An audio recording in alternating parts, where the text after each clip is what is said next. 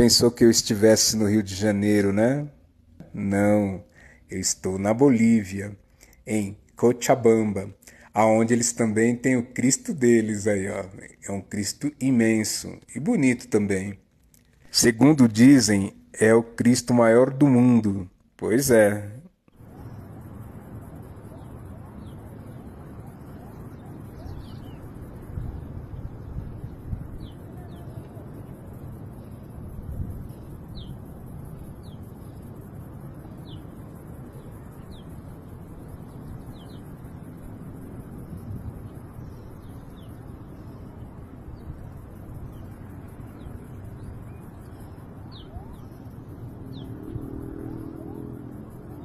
Me siga, curta, comente e compartilhe.